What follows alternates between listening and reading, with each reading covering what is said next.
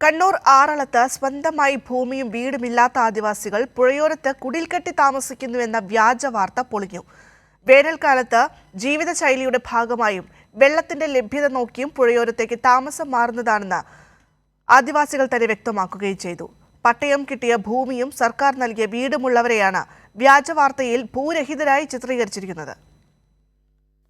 കണ്ണൂർ ആറളം പുനരധിവാസ മേഖലയിൽ പണിയ വിഭാഗത്തിൽപ്പെട്ട 28 കുടുംബങ്ങളാണ് കക്കുവ പുഴയോരത്ത് താമസിക്കുന്നത്. എല്ലാ വർഷവും മഴ മാറി വേനൽക്കാലമാകുന്നതോടെ ഇവർ പുഴയോരത്തേക്ക് താമസം മാറും.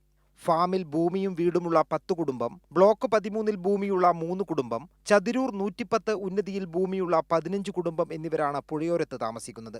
ജീവിതശൈലിയുടെ ഭാഗമായി മീൻ പിടിക്കുന്നതിനും തണുപ്പ് തേടിയുമാണ് വേനൽക്കാലത്ത് ഇവർ പുഴയോരത്ത് കുടിൽ കെട്ടി താമസിക്കുന്നത്. മീനെല്ലാം പിടിക്കും. മീനെല്ലാം പിടിച്ചിട്ട് ഞങ്ങൾ അത് കറി വെച്ചിട്ട് അത് കൂട്ടി. പുഴയിടത്ത് നിൽക്കുന്ന പറഞ്ഞാൽ കുടിവെള്ളത്തിൻ്റെ വിഷമമുണ്ട്. ഇവിടെ കുടിവെള്ളം ആരും തരുന്നില്ലല്ലോ. പണ്ടാണ് വണ്ടിക്ക് വന്നിരുന്നു ഇവിടെ, അതും ഇപ്പം ഇല്ലാണ്ടായി. 2006 എനിക്ക് 1-ാം ഘട്ട പട്ടയം കിട്ടിയത്. അപ്പം ഇതുപോലെ തന്നെ ഒരുപാട് വീടുകൾ, ഇതുമാത്രമൊന്നുമല്ല, ഇതിൻ്റെ തൊട്ടപ്പുറത്ത് ഒരുപാട് വീടുകൾ, അവിടെയൊക്കെ പിന്നെ DRDM 1.25-ൻ്റെ 2.5-ൻ്റെ 6 ലക്ഷം ഉറുപ്പിൻ്റെ വീട് വരെ എടുത്ത്.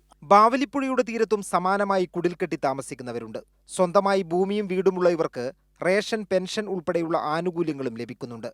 കഴിഞ്ഞ 10 വർഷത്തിനിടെ ഏറ്റവും കൂടുതൽ വികസന ക്ഷേമ പ്രവർത്തനങ്ങൾ നടന്ന പ്രദേശമാണ് ആറളം ആദിവാസി പുനരധിവാസ മേഖല. സർക്കാരിന്റെ ആദിവാസി ക്ഷേമ പ്രവർത്തനങ്ങളെ മൂടിവെക്കാനും തെറ്റിദ്ധാരണ പരത്താനുമായിരുന്നു തിരഞ്ഞെടുപ്പ് മുന്നിൽ കണ്ടുള്ള വ്യാജ വാർത്ത. എനിക്ക് പിന്നിൽ കാണുന്ന വീടുകളിലുള്ളവർ തന്നെയാണ് ഇപ്പോൾ കക്കുവ പുഴയോരത്ത് കുടിൽകെട്ടി താമസിക്കുന്നത്. മഴക്കാലം മാറി വേനൽക്കാലമാകുമ്പോൾ ജീവിത ശൈലിയുടെ ഭാഗമായാണ് അവർ പുഴയോരത്തേക്ക് താമസം മാറുന്നത്. ആറളത്ത് നിന്നും മിഥുൻ ചാത്തോത്തിനൊപ്പം M. സന്തോഷ്.